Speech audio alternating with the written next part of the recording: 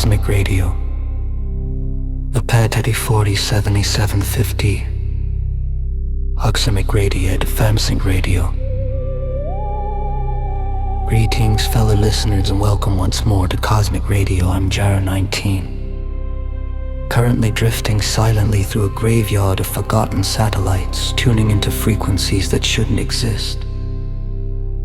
Tonight, we journey into an abandoned monument to human ambition, where the silence itself is the most terrifying sound.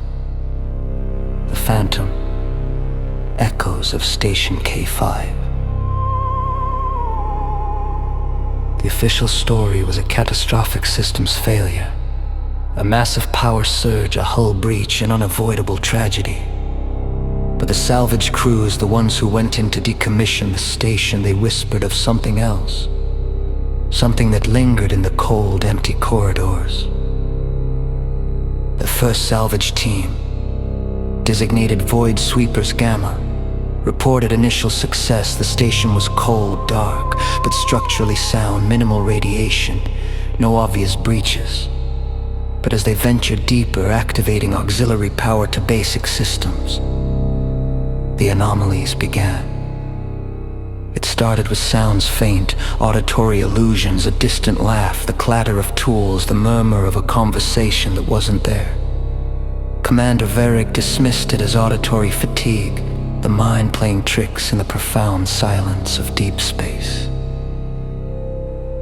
Then came the visual disturbances, fleeting glimpses of movement in the peripheral vision. A shadow elongating unnaturally down a corridor, a flicker of light in a room that was supposed to be dark. These weren't residual energy readings or atmospheric effects. These were focused, intentional specters.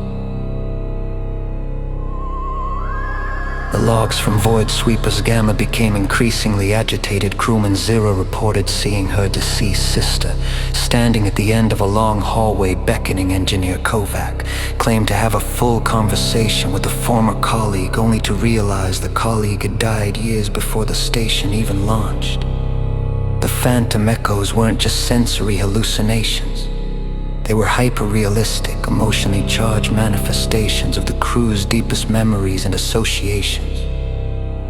It was as if the station itself, or something within it, had become a perfect mimic, capable of pulling information directly from their minds and projecting it into their reality.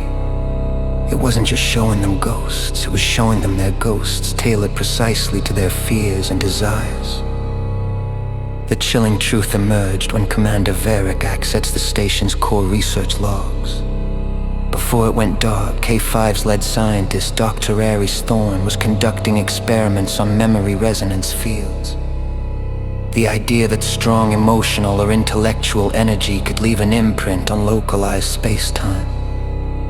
Thorne believed K5, with its vast power and unique dimensional stabilizers, could amplify these echoes. He succeeded too well. The catastrophic systems failure wasn't an accident. It was the station overloading, not with energy, but with the memories and consciousness of its own crew. When the station went dark, its massive hyperdimensional processors didn't just shut down. They locked onto the final, most potent imprints, the collective minds of its dying inhabitants. Now Station K5 is a colossal silent tomb powered by the psychic residue of its former occupants. It doesn't want to hurt you. It doesn't even know you're there. It's simply playing back its last moments, endlessly recreating the lives and deaths of its crew, projecting their final thoughts, their deepest fears, and their most beloved memories into the minds of anyone who dares to venture inside. And the longer you stay, the more perfect and persuasive those phantom echoes become, until you can no longer distinguish between your own reality and the station's final, desperate performance.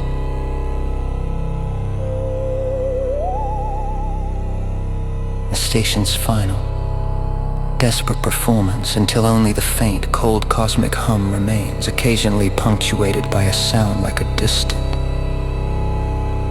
lonely sigh.